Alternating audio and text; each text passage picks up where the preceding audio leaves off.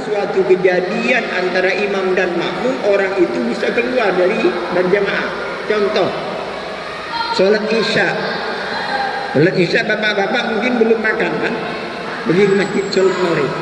Lalu imam baca sholat isya, baca surah Yasin dibagi dua, kan?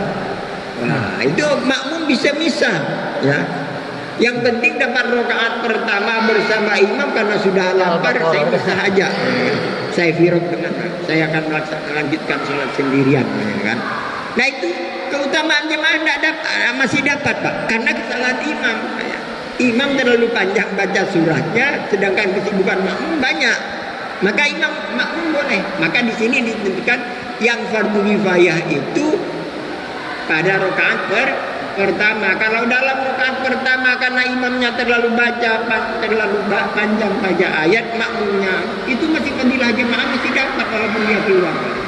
Maka di sini disebutkan firraqatil ula, ya. La fi jami'is sholatihnya. Tidak semua sholat dari takbir sampai selesai, tapi yang paling utama, ya, namakan kita berjamaah dari awal sampai selesai, itu yang paling utama, walaupun ada kebolehan, Pak. Ini saya cerita. Makmum yang bisa keluar dari imam dan keutamaannya tetap mendapatkan fadilah, Pak. Ada beberapa. Pertama, karena imamnya tadi terlalu panjang baca surah. Yang kedua, kalaulah imamnya itu membawa batal sholat, tapi imamnya tidak sadar, ya, bahwa batal sholat, sedang makmumnya tahu. Nah ini makmum bisa, ya. Dan pahala jemaahnya tetap.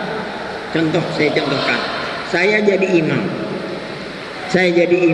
tidak sadar tadi saya masuk masjid, padahal dari rumah saya suci.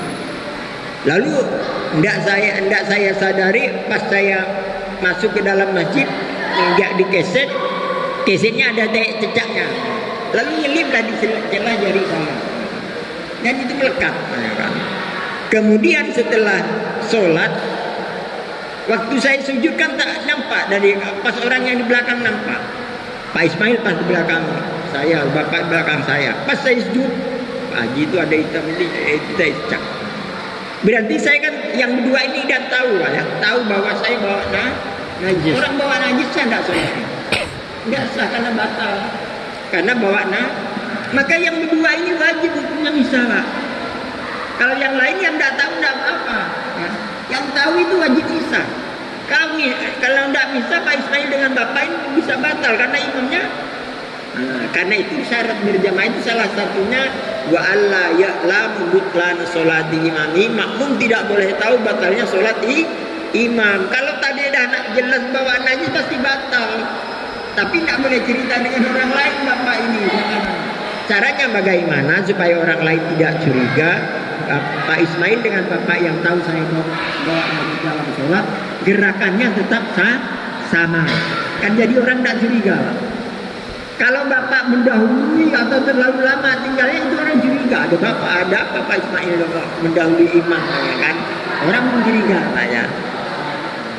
Jadi kita niat keluar, itu dasar, Pak. Nah, orang yang kedemikian fadilah jamaahnya tetap diperoleh, Pak, ya. Bisa deh. Cuman harus dijaga biar orang yang tidak tahu tadi tetap keharmonisan jamaah tetap terjaga.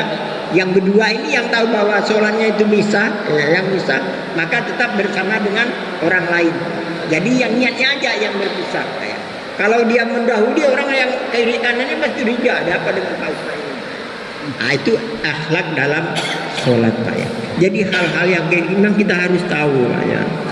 Kalau imamnya sadar, Pak, ya. Kalau imamnya sadar bahwa ada batal di dalam sholat, Pak, ya, imam harus keluar, Pak, ya. Imam harus keluar dan ngasih bilang dengan makmumnya, saya batal, lanjutkan.